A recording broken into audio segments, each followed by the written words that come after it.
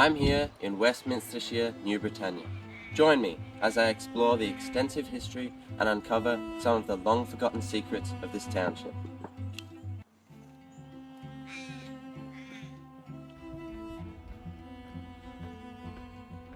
My name is Siobhan O'Collin. I grew up in Newbury, Cambridgeshire, and ever since I was a kid, I've been captivated by New Britannia and its national heritage. So what better place to start than here, at the summit of Old Humbug, and also the birthplace of Frondico the Magnificent. I chose this location because it's a very significant historical landmark. What you see here is called a whaling stone, and it points to every landmass in a 460-degree direction. See, here is the Cramponopus Mountain of Westminstershire, and that is about 30 degrees in that direction, and that is actually another significant landmass that we will be going to today. But today I'll be going down to the heart of Westminstershire to explore some of its community and its most notable locations.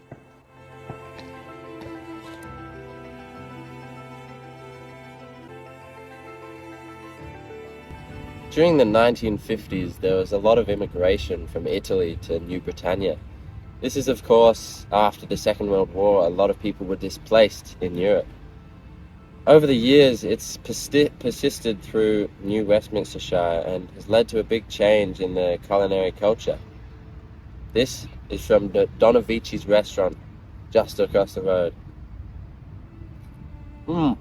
Exquisite.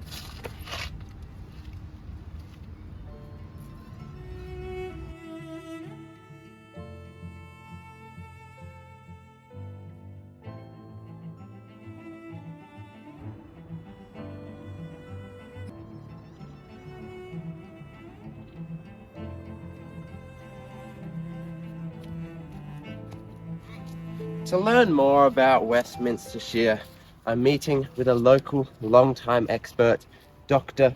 Jenny Phillips. Dr. Phillips has been working on dig sites around New Britannia for more than 30 years and is a master at his trade.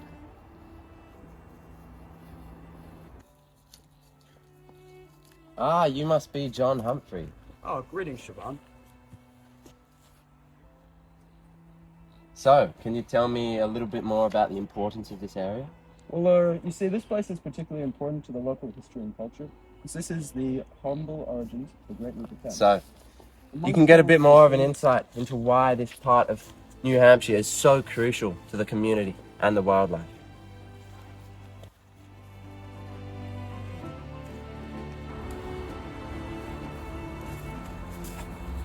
So, Philip, what are you working on here?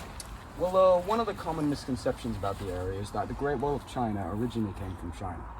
You can see that these stones clearly resemble the original Great Wall of China, which is located right here in Great Britannia. During the Nanjing rebellions of 1912, the Chinese actually stole the idea, burned the document, and copied it as their own. So, would you say that it rightfully belongs to the British instead of the Chinese? Well, if you're looking at it from that point of view, you could say that it rightfully belongs in the British Museum, although transport may be a little bit difficult. Oh, wow. So would you say that is an authentic Chinese bridge? This would have been used most likely in the lighthouses as a kind of reflecting stone, like to highlight the invasion of the Japanese. This proved later to be instrumental in the Second World War. So what I'm doing right now is actually brushing away the... you have to be really careful with this. We're just trying to look for any ancient artifacts in this area. What are you looking for, though? We're looking for... Never mind, it's okay. Well, what was it? Well, you see, there's these special stones that you can find in the ground, but they're extremely delicate, and they have to be handled extremely carefully. So I don't think that we're going to be finding any of those around here. Oh, that's a shame. So is that just because they don't exist anymore? Well, you could say that. You could also say that maybe you were a little bit rough, with the, Yeah. You got to be a little bit more careful around this area.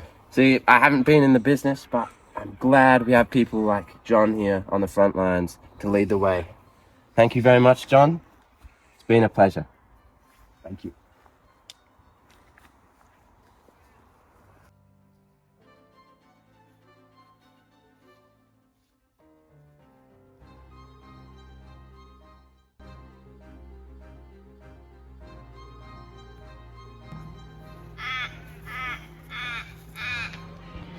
So now I have a bit of a better understanding of the history of this amazing place.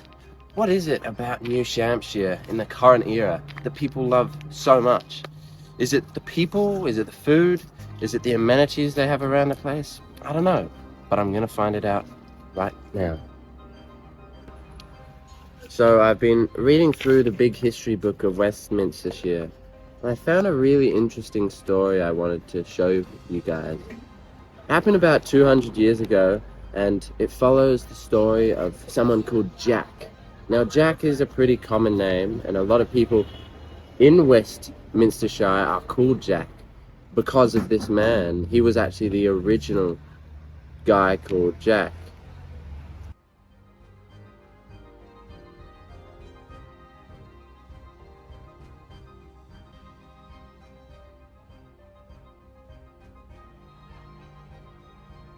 So, I came to Worcestershire School to have an interview with one of the children.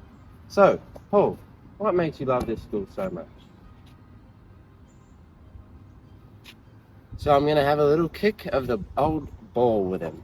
Let's see how it goes. So, here goes. Top pins!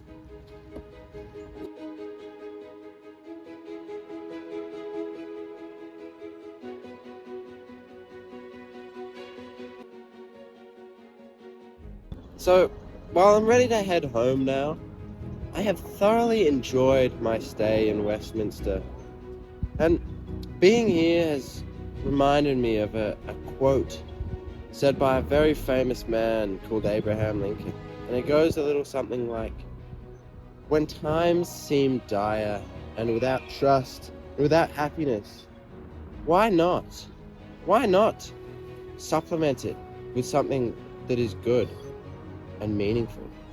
And that has really been the sentiment that I have heard echo through the mountains and valleys of Westminster. And being here has given me a new meaning to life, a new breadth of wilderness. And I'd like to thank you guys especially for coming along on this journey with me, because I'm sure it was meaningful for you too.